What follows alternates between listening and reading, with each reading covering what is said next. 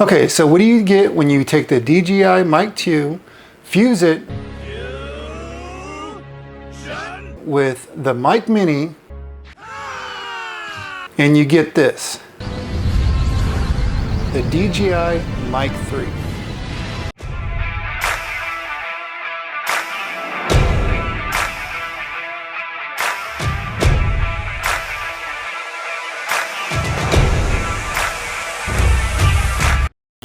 Welcome to the channel, everybody. This is Legendary Ray. I know there's been a lot of videos out about this, but we are going to be checking out the new mic from DJI, the Mic 3. The big hype about this is the size. We are really going to see if you should upgrade from the Mic 2, and if you already have the Mic Mini, to see if you should upgrade from that. So without further ado, let's jump into this video, see what the box has. Grab your snacks, grab your drinks. I got my drink right here. Let's get into it.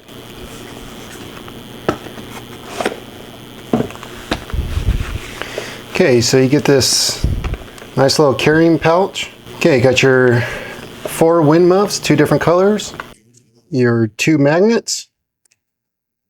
Looks like your charging cable, Type-C, and your 3.5mm jack. And the meat and potatoes, the mic and transmitter itself. Okay, here's the case. Let's remove the sticker. Now this case looks very similar to the Mic 2 and the Mic Mini. It is pretty small. I wish I had something to compare it to. This is my iPhone 15 Pro. So you can see, pretty small, compact, probably about the same size as the Mic Mini case, which I never got. So it looks like you got your indicator lights, Type-C on the back, press the button, and there they are. Okay, so right off the bat, they start syncing. They're synced, ready to go, and there it is. So it looks like they took the size of the Mic Mini and the transparency of the Mic 2 and just combined it into one. So right now I am recording on the Mic 2. Give you a quick size comparison. Now later on in this video, I will be testing the quality of the Mic 2 and the Mic 3, but I have a good feeling that it's going to sound very similar, probably not much difference. The main difference is what the Mic 3 can do compared to the Mic 2 and the Mic Mini.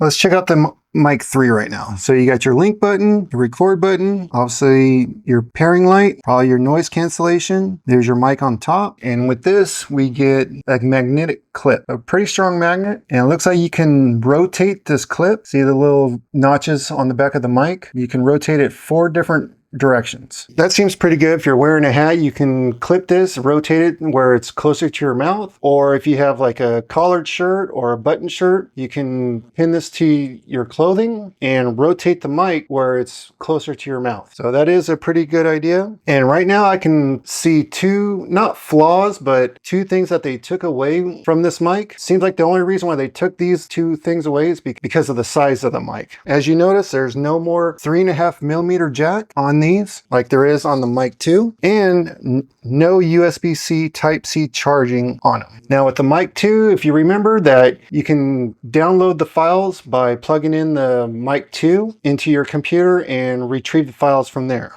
Well, obviously because of the size of this, they couldn't fit everything in. So what you're gonna have to do is, since this has 32-bit float recording, internal storage, you're gonna have to retrieve everything from the case. So yes, this is where you charge and where you retrieve all your backed up files from the mic. So let's take out the receiver. And obviously the receiver comes with the Type-C adapter. So as you can see inside the case, it's got a little cutout for the magnets. So if we could place these in here. So pretty strong magnet. So it's got a little divider, if you can see right there. Divider to separate them, but doesn't seem like it's separating them too easily. There. And so it looks like they adapted the same idea from the Mic Mini, where you can put on the windscreens. These windscreens just clip on, since there is no 3.5mm jack to plug in. They do clip on fairly easy. So it looks like they did design it where everything fits. So if you look close enough, looks like there's holes where the 3.5mm jack. There. Okay. So by doing that, that makes everything fit much better. Yeah, so I don't know if you can see the holes right there. Okay, so right now we are going to check out the receiver. So right off the bat, I noticed this little locking mechanism right here. And what this is for is to lock in the adapter. So you just press this button, take off the cover, slide in the adapter, and it locks it in place. Press again to take it out and add your cover. Now, another thing that I noticed different on this receiver is the cold shoe mount. So on the Mic 2, it's just the mount itself, but with this one, it acts as a cold shoe mount and it is a clip. All right, so let's get into the settings of this. Okay, so right now we're just going to go through the settings. Start with the receiver, mono, auto monitoring, gain, lossless audio, auto on-off camera, power off, environment. Okay, yeah, I'm going to select it to indoors because that's where I mostly do all my content. Okay, connect to app while disconnecting from current devices. All right, let's. Okay, looks like I finally found the device. Connect. Confirm. Okay, let's see what the app has to offer. Yeah, audio channel, quadraphonic, audio monitoring, controller gain, get your time code, on off with camera, auto off. Okay, so at this point in the video, it's already 6.5 minutes in, and I'm not going to go through all the settings. In the app, you can do all the settings as you can on the receiver. I'm not going to go through all that because all the settings are pretty similar to the Mic 2 if you have that. Just only a few key differences, which are voice changing. There's 3 different levels. I'll get into that in a little bit. And the multi-receiver linkage and multi-transmitter linkage as well. And I'll go into that a little bit of why you would need that and who would need that. So right now, let's get into the sound quality of the Mic 3.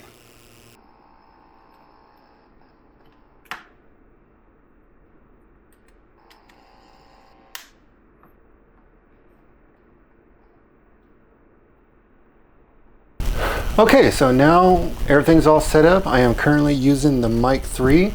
As you can see right here, here is the Mic 2, and this is the sound quality. Now, obviously, I don't know what the sound quality is till I go into post, but hopefully it sounds good, and hopefully it sounds just as good or better than the Mic 2.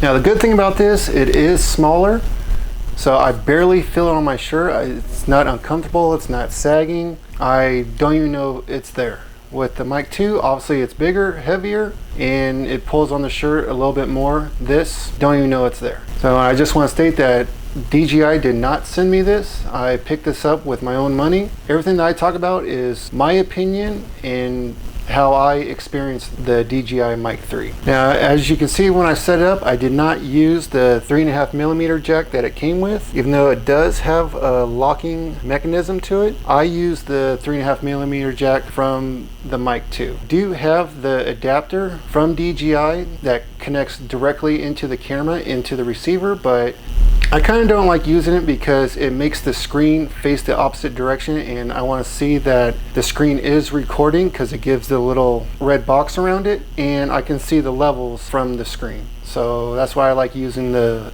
3mm jack that it comes with. But yeah, this is the sound quality. Let's go out into the real world and see what the noise cancellation sounds like. But before we get into that, I just want to talk about the different combos that this comes in. Now, all these products are out of stock on the DJI website or app, so I picked mine up from Amazon, but it looks like they have like 4 or 5 different combos you can choose from. So you can buy the transmitter itself, which is $110. You can buy the transmitter and receiver, which is $219. The regular combo, the 2 transmitters, 1 receiver, basically the kit that I just showed you now, for $350. 4 transmitters, 1 receiver for $530. Then the final combo is 2 receivers, transmitter with the camera adapter, and that combo is $370. So obviously the product is not cheap at all. It is more for professionals. I am not a professional, just a small YouTuber just trying to make content that I like and hopefully you guys like. So like, subscribe, hit the bell notification if you like this type of content. Now again, I'm just rambling on, just give you the sound quality of of the Mic 3. And again, let's go into the real world outside and see what the noise cancellation sounds like and what the mic sounds like outside. See you soon. Okay, we are outside the studio. As you can see, it is super windy out here, very overcast, and looks like there's a fire or just pretty good sandstorm coming in.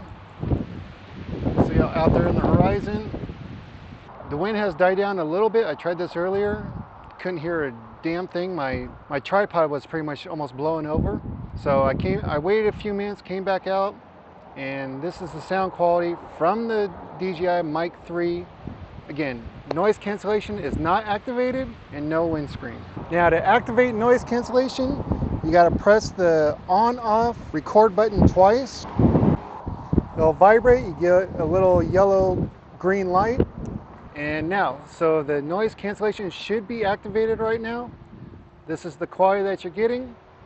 As you can see, I did not change the scene or anything. We're still out here. Cars passing by, wind's blowing. So this is the noise cancellation test. And now we're gonna put on the windscreen. Noise cancellation is off. Okay, noise cancellation is off. I just got the windscreen. This is the sound quality that is directly Bluetooth to my Ace Pro 2. Again, hope it sounds good. Let me know in the comments. Now we're gonna activate noise cancellation with the windscreen. Double press. Okay, noise cancellation is activated. This is the sound quality that you get with the activation. Again, cars passing by, hopefully you can only hear my voice and not the car behind me, or the wind blowing excruciating hard. Again, let me know what you guys think. Okay, so we are outside testing the strong option for the noise cancellation, and this is what it sounds like when it's activated. You can hear the cars passing by, wind's blowing a little bit. So again, the DJI Mic 3 has two noise cancellation options, basic and strong. And right now the strong is activated, so hope it sounds good. Let me know in the comments. Okay, so that is the quality of the noise cancellation, both basic and strong. So let's go into the settings and see how to set that up. Okay, so you go on your screen, press on the receiver, receiver 1 comes up.